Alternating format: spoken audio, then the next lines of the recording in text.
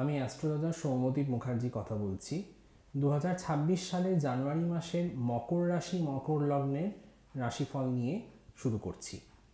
মকর রাশি মকর লগ্নে দেখা যাচ্ছে লগ্নে কোনো গ্রহ নেই, দ্বিতীয় রাহু, তৃতীয় শনি, চতুর্থে কোনো গ্রহ নেই, পঞ্চমে চন্দ্র, ষষ্ঠে বৃহস্পতি, সপ্তমে কোনো গ্রহ নেই, অষ্টমে কেতু, নবমে কোনো গ্রহ নেই, দশমেও কোনো গ্রহ নেই, একাদশে কোনো গ্রহ নেই, দ্বাদশভাবে রবি বুধ শুক্র মঙ্গল। এবার রাশিফল। মকর রাশি মকর লগ্নের দ্বিতীয় রাহু। দ্বিতীয় ভাব হচ্ছে আপনার ফাইন্যান্সের হাউস, দ্বিতীয় ভাব হচ্ছে আপনার পরিবারের হাউস। সেখানে যখন রাহুর মতন একটা শয়তানি প্ল্যানেট চলে আসে, কোথাও না কোথাও আপনাদের পরিবারে কোনো রকম অশান্তি বা কোনো ক্ষুদ্রাতি ক্ষুদ্র বিষয় নিয়ে কোনো রকম মনোমালিন্যের সূত্রপাত কিন্তু হতে পারে। এবং রাহু হচ্ছে আপনার একটা আনকনভেনশনাল প্ল্যানেট। যেহেতু রাহুর মাথা ছিল শুধুমাত্র, সুতরাং আপনাদের মধ্যে ফাটকা ইনকাম করার একটা টেন্ডেন্সি তৈরি হবে। অথবা আপনারা দেখবেন আপনাদের মধ্যে মানে চেঁচিয়ে কথা বলা বলুন, বা এটা ওটা খাবার বা মাদকাসক্তি বা কোনো রকম ধূমপান, এই ধরনের আসক্তি হওয়ারও কিন্তু টেন্ডেন্সি কিন্তু থাকবে। সুতরাং জানুয়ারি মাসটুকু একটু সাবধানে থাকবেন।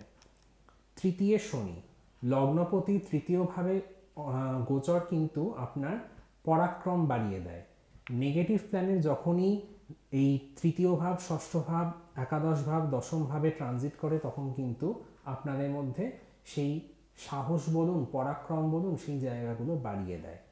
সুতরাং যারা ধরুন চাকরি পাচ্ছেন না বা যারা অর্থের জন্য মরিয়া হয়ে উঠেছেন, তাদের কিন্তু নতুন যোগাযোগের সূত্রপাত তৈরি হবে। সুতরাং এই সময়টা কিন্তু কাজে লাগান। পঞ্চমে চন্দ্র, অষ্টমপতি পঞ্চমভাবে থাকলে কিন্তু আপনাদের মধ্যে একটা স্ক্যান্ডেলাস রিলেশনশিপ বা চরিত্রহীনতার দিকে কিন্তু এগিয়ে নিয়ে যাবে। সুতরাং এই সময়টা কিন্তু সাবধান। কিন্তু অ্যাট দ্য সেম টাইম যারা আইটি ফিল্ডে কাজ করেন, আইটি ফিল্ডের জন্য যারা কাজ করছেন, তাদের কিন্তু সময়টা খুবই ভালো। অথবা যারা ডাক্তারের ক্ষেত্রেও যারা ডাক্তারি প্রফেশনে আছেন, তাদেরও কিন্তু সময়টা খুবই ভালো।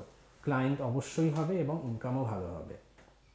ষষ্ঠে বৃহস্পতি কিন্তু কোনো রকম আইনি ঝুট ঝামেলায় কিন্তু জড়াবে, বিশেষ করে পৈতৃক সম্পত্তি নিয়ে। কারণ দ্বাদশ ভাবের অধিপতিও কিন্তু জুপিটার, আপনাদের লগ্ন এবং রাশি সাপেক্ষে। দ্বাদশ ভাব হচ্ছে নবম ভাবে চতুর্থ ভাব, আপনাদের পিতার সম্পত্তি, এবং ষষ্ঠ ভাব হচ্ছে আইন আদালতের হাউস।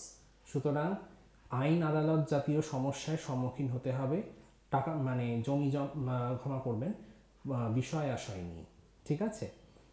আপনাদের অষ্টমে কেতু। অষ্টম ভাব হচ্ছে রিসার্চের হাউস এবং কেতুও রিসার্চের প্ল্যানেট। যারা রিসার্চ ফিল্ডে আছেন, পিএইচডি করছেন, বা যারা ধরুন ইনকাম ট্যাক্স ডিপার্টমেন্টে কাজ করেন, সিবিআই, সিআইডি, এই সমস্ত ডিপার্টমেন্টে কাজ করেন, তাদের জন্য সময়টা খুবই ভালো। সাকসেস অবশ্যই হবে, জাস্ট লেগে থাকুন। এই হচ্ছে 2026 সালের জানুয়ারি মাসের মকর রাশি মকর লগ্নের রাশিফল। ভিডিওটি ভালো লেগে থাকলে চ্যানেলটি লাইক এবং সাবস্ক্রাইব অবশ্যই করবেন। নমস্কার।